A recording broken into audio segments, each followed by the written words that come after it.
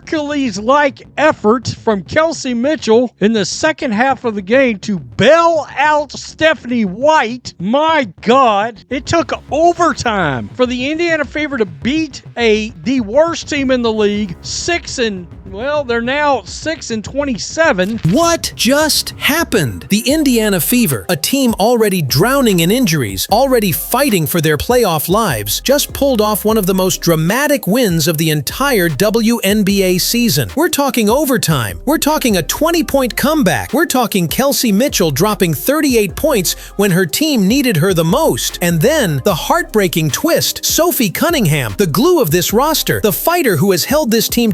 But today, I could not pass this up. We have got to talk about the Indiana Fever versus Connecticut Sun game that just ended, where the Fever won 99-93 in overtime. And I want to start out by just giving a shout out to the Indiana Fever. It has been a rocky road this season, to say the least. I even tweeted throughout the game, I said, this is the season from hell. I've told you guys that I feel like there is some enemy out there who has a voodoo doll of the Indiana Fever players and is just relentlessly stabbing these voodoo dolls, because it seems like they just cannot catch a break, especially when it comes to injuries. Caitlin Clark has been out, goes down in brutal fashion. Fans held their breath. The Fever's bench looked crushed, and then somehow, someway, they fought back. And when the final buzzer sounded, Coach Stephanie White was in tears in the locker room. I'm so proud of you guys.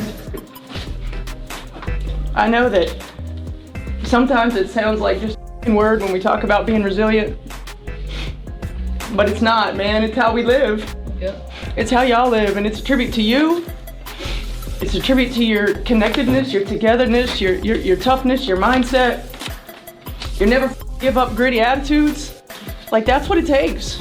That's what it takes. And this wasn't just a game. This was a survival story. And in this video, we're breaking it all down. We'll walk you through Sophie Cunningham's devastating injury and why it changes everything for the Fever's playoff hopes. We'll break down how Kelsey Mitchell absolutely put the team on her back and delivered a career-defining performance. We'll dive into the emotional tears from Steph White that told us just how much weight this team has been carrying. Unbelievable. It really was unbelievable. Chloe Bibby got all of 7 minutes. Was 0 of 2. Odyssey Sims had literally looked her off instead of throwing the ball to Chloe Bibby. I don't know what she was doing. Lexi Hull hit a big 3 that was the dagger at the end. Aliyah Boston, 7 of 13, 14 points, 13 boards, a double-double there, added 5 assists. Natasha Howard, 18 points, 9 rebounds. Plus, we're talking about the bigger picture, Caitlin Clark's status, the brutal injury curse hitting Indiana, and whether this group can still shock the league when it matters most. But first, I want to hear from you. Fever fans, WNBA fans, basketball fans, do you think this win proves Indiana still has the heart to make a playoff run without Caitlin Clark and maybe even without Sophie Cunningham? Or is the mountain just too high to climb? Drop your thoughts in the comments. Smash that like button if you're riding with the Fever's fight. And don't forget to subscribe to Her Hoops, because nobody breaks down the drama of the W like we do.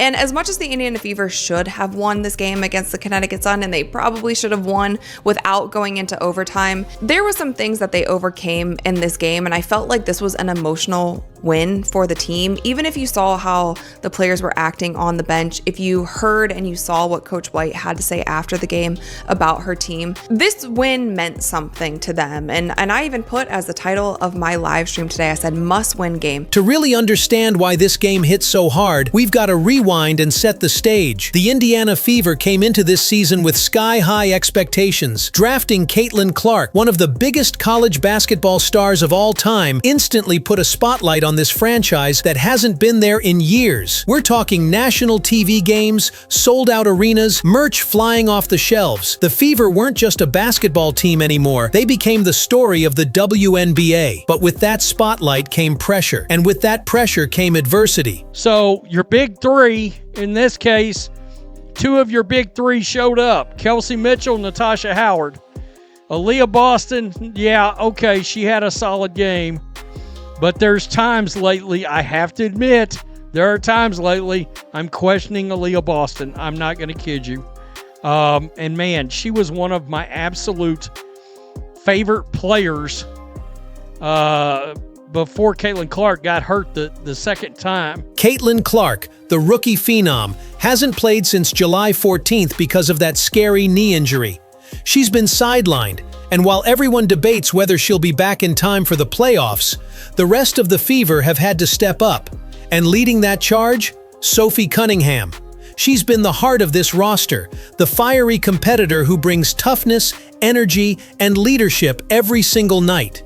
And alongside her, veteran guard Kelsey Mitchell has been trying to keep the offense alive, putting up numbers and carrying the scoring load. The Fever weren't supposed to win without Caitlin, but instead of collapsing, they've been grinding, they've been clawing, and that's what set the stage for this insane emotional battle we just witnessed.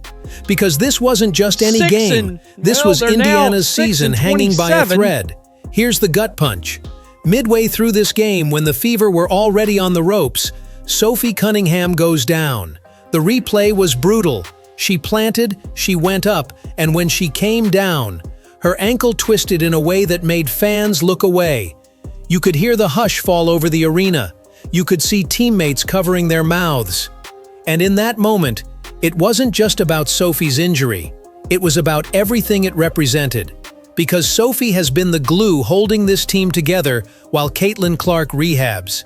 She's the emotional spark, the defensive engine, the do-the-dirty-work player every winning team needs. Without her, the Fever lose more than points. They lose identity. And that's the nightmare Coach Stephanie White was staring down. Think about it. Caitlin Clark, out. Nalissa Smith, already battling nagging injuries this season. Aliyah Boston, being forced to carry way too much of the load in the paint. And now Sophie Cunningham, the one player who consistently brings that toughness, possibly gone for the stretch run. It's not just bad luck. It's like an avalanche of injuries burying the Fever's season. So the core problem is this: how do you fight for your playoff life when your stars are in street clothes and your leaders are in the training room? It's not a small issue, it's existential. Because without Sophie, and without clarity on when Caitlin Clark is actually coming back, the Fever are staring down the very real possibility of being too short-handed to survive. So here's the million-dollar question. What happens if Sophie Cunningham is out long-term? The answer is brutal. The Fever's playoff dreams could completely unravel. Right now, Indiana is clinging to one of the final playoff spots in the WNBA, and every single game matters. Drop just 2 or 3 in a row, and suddenly you're on the outside looking in. That's how tight this race is. And history? History says losing a key piece this late in the season almost always spells disaster. Let's rewind. In 2018, when the Minnesota Lynx lost Simone Augustus to injury late in the year, their playoff run collapsed almost instantly. In 2021, the New York Liberty looked like a lock, but when injuries piled up, they slid straight out of the postseason picture. Even the mighty Seattle Storm back in 2019 struggled when Jewel Lloyd was banged up for a chunk of the year. The WNBA season is short. There's no room for error. And Indiana, already fighting without Caitlin Clark, now risks losing the one player who brought balance to their lineup. But it's more than just X's and O's. This is about momentum. The Fever just pulled off the comeback of the year, a 20-point rally, capped by Kelsey Mitchell's explosion for 38 points. That kind of win can define a season, can give a team the swagger it needs to finish strong. But if Sophie's injury takes the wind out of their sails, that emotional high vanishes overnight.